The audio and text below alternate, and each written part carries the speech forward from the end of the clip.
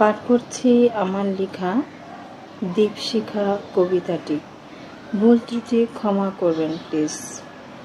তোমরা আধিপত্য করো বাবা মায়ের গড়া প্রাসাদে, অথচ তাদের রাখো অবহেলায় অবজ্ঞার নির্মম চাদরে।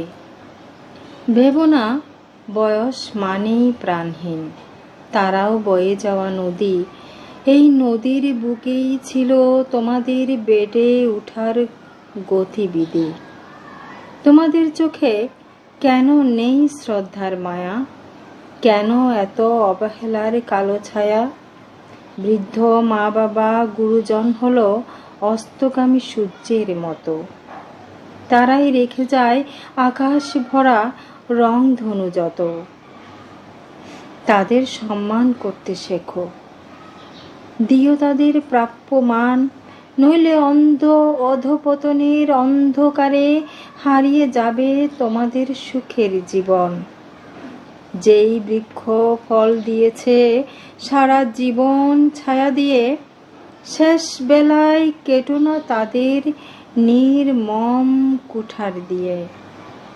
শিকড়কে অবহেলা করলে শুকিয়ে যায় বন, মানুষ তখন মানুষ থাকে না, বিষাক্ত হয় জীবন।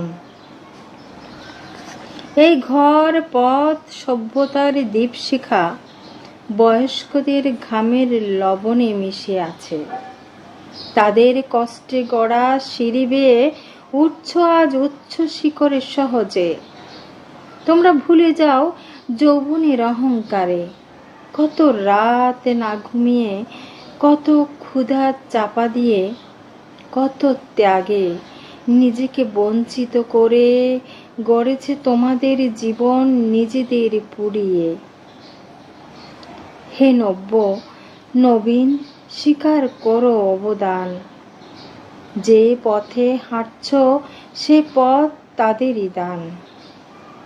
অকৃতজ্ঞ হতে নাই প্রিয় সন্তানের দল। ভালোবাসো, বয়স্কদের দাও মূল্যায়ন। মূলত আজকাল বৃদ্ধ যারা জীবনের সর্বস্ব দিয়ে সন্তানদের জন্য করে যায়, শেষ জীবনে আসলে তাদের মূল্যায়ন হয় না বললেই চলে।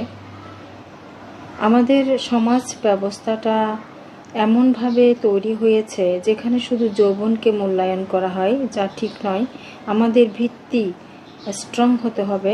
বয়স্কদের মূল্যায়ন করার জন্য সরকার কর্তৃক রাষ্ট্রীয়ভাবে মর্যাদা যেন দেওয়া হয়, সেই ব্যবস্থা করা উচিত। যেভাবে উন্নত দেশগুলোতে করা হচ্ছে, উন্নত দেশগুলোতে দেখা যায় বয়স্কদের ফ্রি চিকিৎসা, তাদের মূল্যায়নের জন্য যা যা করা প্রয়োজন সবচেয়ে বেশি গুরুত্ব দেওয়া হয় বয়স্কদের। তো আমাদের দেশে বয়স্করা খুবই অবহেলিত এবং বয়স্কদের প্রতি খুবই অবিচার করা হয়। এই বিষয়গুলো খুব নজর দেওয়া উচিত। ধন্যবাদ সবাইকে। আসসালামু আলাইকুম, ভালো থাকবেন।